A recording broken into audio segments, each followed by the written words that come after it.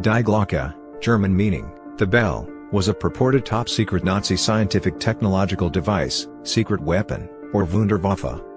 First described by Polish journalist and author Igor Witkowski in Prawda o Wunderwaffe, 2000, it was later popularized by military journalist and author Nick Cook, who associated it with Nazi occultism, antigravity, and free energy suppression research.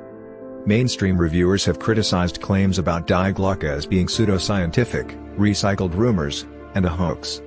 Die Glocke and other alleged Nazi miracle weapons have been dramatized in video games, television shows, and novels.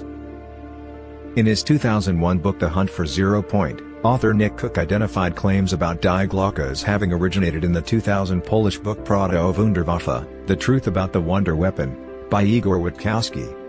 Cook described Witkowski's claims of a device called the bell engineered by Nazi scientists that was a glowing, rotating contraption rumored to have some kind of anti-gravitational effect, be a time machine, or part of an SS anti-gravity program for a flying saucer.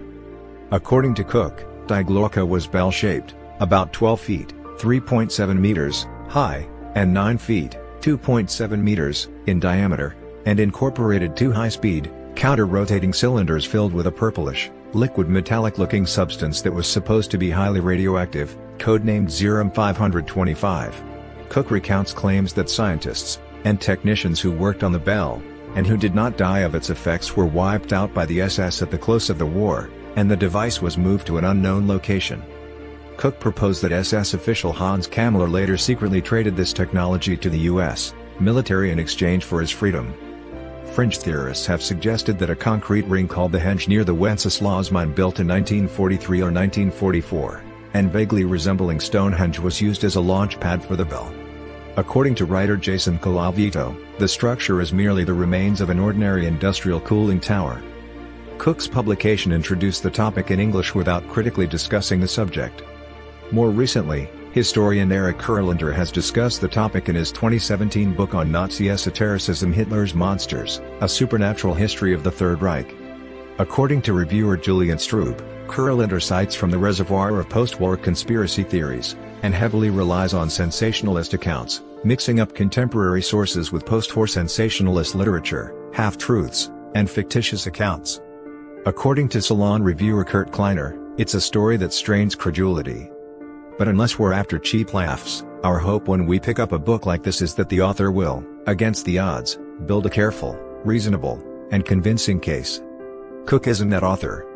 Kleiner criticized Cook's work as ferreting out minor inconsistencies, and odd, ambiguous details which he tries to puff up into proof, characterized the process of evaluating Cook's claims as untangling science from pseudoscience, and concluded that what is instructive about the book is the insight we get into how conspiracy theories seduce otherwise reasonable people.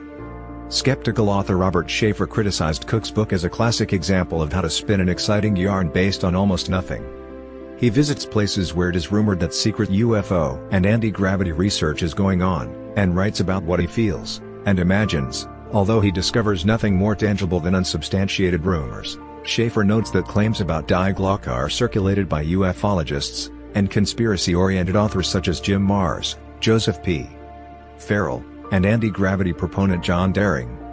Jason Colavito wrote that Witkowski's claims were recycled from 1960s rumors of Nazi occult science first published in Morning of the Magicians, and describes Die Glocke as a device few outside of fringe culture think actually existed. In short, it looks to be a hoax, or at least a wild exaggeration. Author Brian Dunning states that Morning of the Magicians helped promote belief in Die Glocke and Nazi occultism, and its absence in the historical record make it increasingly unlikely that anything like it actually existed. According to Dunning, all we have in the way of evidence is a third-hand anecdotal account of something that's desperately implausible, backed up by neither evidence nor even a corroborating account. Author and historian Robert F.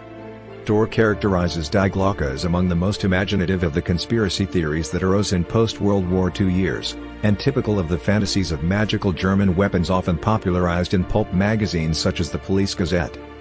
Some theories circulating on internet conspiracy sites claim that Die Glocke is located in a Nazi gold train that is buried in a tunnel beneath a mountain in Poland.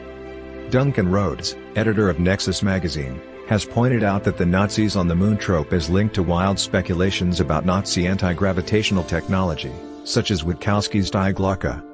Journalist Patrick J.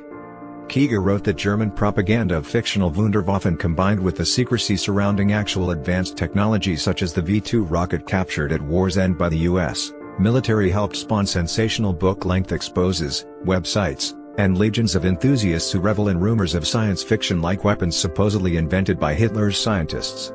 According to Kieger, Die Glocke is a popular example of such legends and speculation, citing former aerospace scientist David Meyer's contention that if anti-gravity devices actually existed, the Germans, desperate to stop the Allies' advance, would have used them.